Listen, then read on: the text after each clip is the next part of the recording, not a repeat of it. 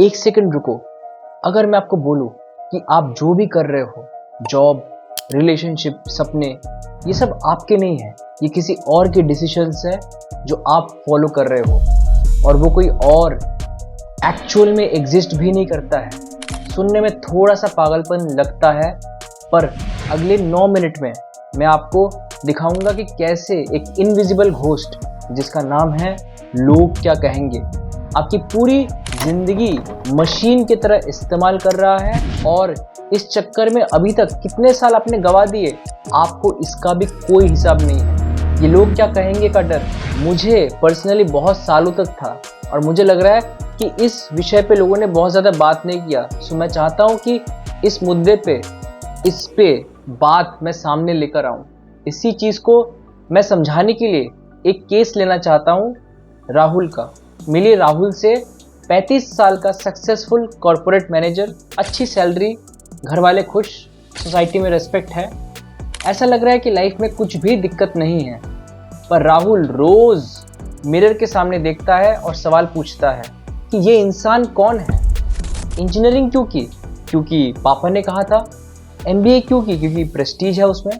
Job क्यों की? क्योंकि लोग मुझे जॉब के थ्रू एक आइडेंटिटी, पहचान देंगे। एक रात राहुल को पैनिक अटैक आया। डॉक्टर ने कहा सब नॉर्मल है फिजिकली, पर राहुल को पता चल गया है कि प्रॉब्लम यहाँ पे नहीं, यहाँ पे है। वो 35 साल से किसी और की जिंदगी जी रहा था। हमारे सबसे बड़ा दुश्मन अपना कंडीशन माइंड है, और ये कंडीशनिंग कहाँ से आती है? पेरेंट्स जो कहते हैं बेटा सेफ रहो, सोसाइटी जो कहती है नॉर्मल बनो, सिस्टम जो डिमांड करता है फॉलो करो। पर सबसे डेंजरस बात ये है कि ये सब एक्सटर्नल वॉइसेस धीरे धीरे इंटरनल क्रिटिक बन जाता है। मतलब पहले बाहर से आवाज़ आती है लोग क्या कहेंगे, अब अंदर से आती है। और यहाँ पे सबसे बड़ा ट्विस्ट है, ये लोग कौन है? मोस्ट ऑफ द टाइम ये एग्जिस्ट ही नहीं करते, यही हमारे इमेजिनेशन का क्रिएशन है। चलिए डिकोड करते हैं कौन चलाता है ये लोग क्या कहेंगे का रिमोट कंट्रोल। सबसे पहले, मे भी आपको बुरा लगे, पर सबसे पहले है आपके पेरेंट्स। बोलते हैं बेटा इंजीनियरिंग कर लो, आर्टिस्ट बन के क्या करोगे? प्यार, जिम्मेदारी और डर का मिक्सचर है इंडियन कलेक्टिविस्ट कल्चर, जिसमें सामूहिकता को बहुत ज़्यादा महत्व दिया जाता है। उसमें फैमिली का ऑनर, स्टेबिलिटी और सोशल इमेज बहुत बड़ा फैक्टर होता है। पेरेंट्स का इंटेंशन अक्सर बुरा नहीं होता, वो प्रोटेक्ट करना चाहते हैं ताकि आप फाइनेंशियली स्ट्रगल ना करो, पर यही प्रोटेक्शन आपको अपाहिज तो नहीं बना रहा। उनकी मेमोरी में स्कैर्सिटी का डर होता है, गलत डिसीजंस लेना मान ले जिंदगी भर की मुश्किलें, इसीलिए वो सेफ ट्रैक्स पुश करते हैं, engineering, medicine, government jobs. Research बताता है कि बहुत लोग लाइफ डिसीजंस सोसाइटल अप्रूवल के बेसिस पे लेते हैं। अर्बन हाउसहोल्ड्स में तो कांस्टेंट लगातार कंपैरिजन का कल्चर होता है।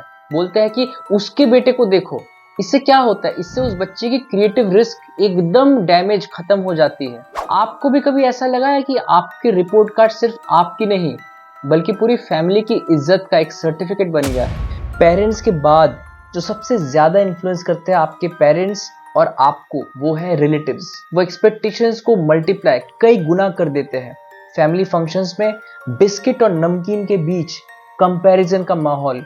कजन्स डॉक्टर बन गया है, तुम क्या कर रहे हो? यहाँ पे जॉइंट फैमिलीज और पड़ोसी में बाउंड्रीज इतना ब्लर हो जाता है कि ये दोनों एकजुट होके हम पे सवाल पूछते हैं। यहाँ कलेक्टिव ओपिनियन का वेट बहुत ज्यादा हो जाता है। रिलेटिव्स की कमेंट्री कभी कभी इतना ज्यादा इम्पैक्ट करता है कि उनका एक स्टेटमेंट हमारे माइंड में कई महीनों तक छा जाता है।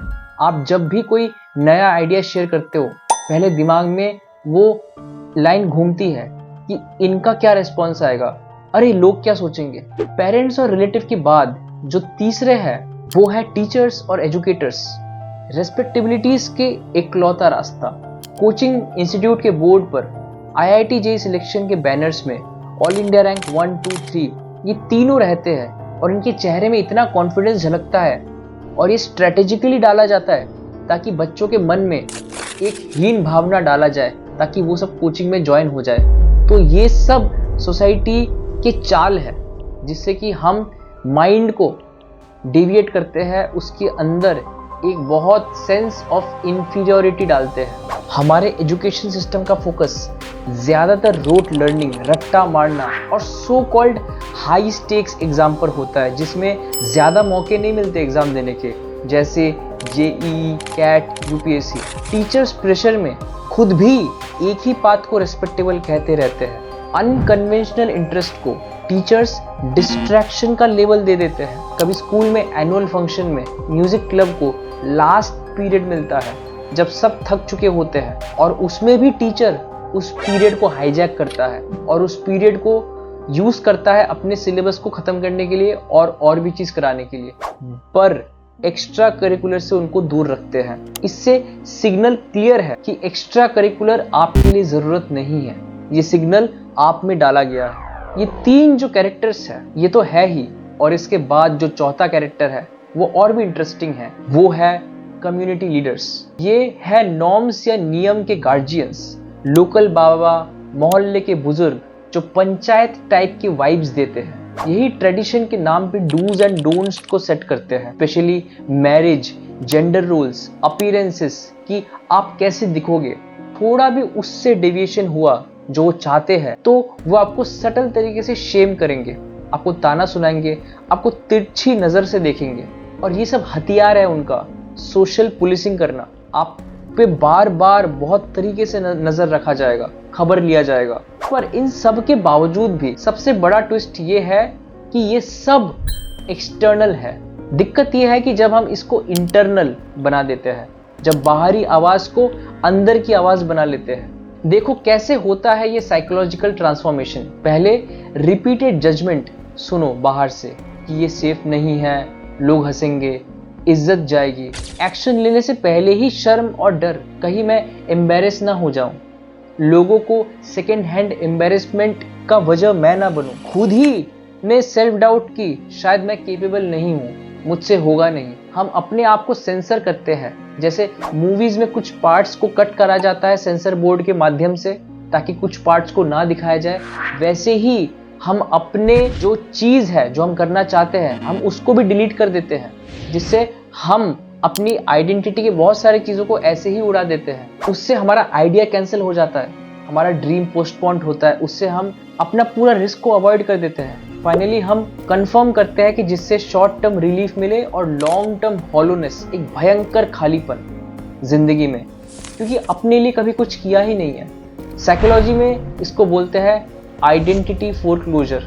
बिना एक्सप्लोर किए, बिना ट्राई किए जल्दी कमिटमेंट दे देता है, क्योंकि बाकी सब भी यही कर रहे हैं। शॉर्ट टर्म में पीस मिलता है, सब खुश है, पर लॉन्ग टर्म में डिससेटिस्फैक्शन, कंफ्यूजन और मोस्टली जो मिड लाइफ क्राइसिस होता है उसके पीछे का रीजन भी यही है। राहुल की जर्नी में ये एग्जैक्ट सेम पैटर्न था। राहुल जब 15 साल का था, रूम के कोने में गिटार बजाता हुआ, दरवाजे में पापा की आवाज, फॉर्म भर दिए कोचिंग के, लोग क्या कहेंगे अगर जॉब नहीं मिली, भीख मांगना पड़ेगा, सब्जी बेचना पड़ेगा। ये सब सुन के उस रात को गिटार का केस वो बंद कर देता है और धक से दिल में कुछ टूट जाता है।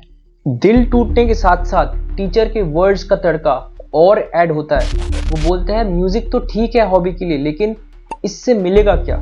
ये सुनने के बाद राहुल अपने आप से ही कहने लगता है शायद मैं ही गलत हूँ। यही होती है इंटरनलाइजेशन, जब बाहर की आवाज भीतर अंदर की आवाज बन जाती है।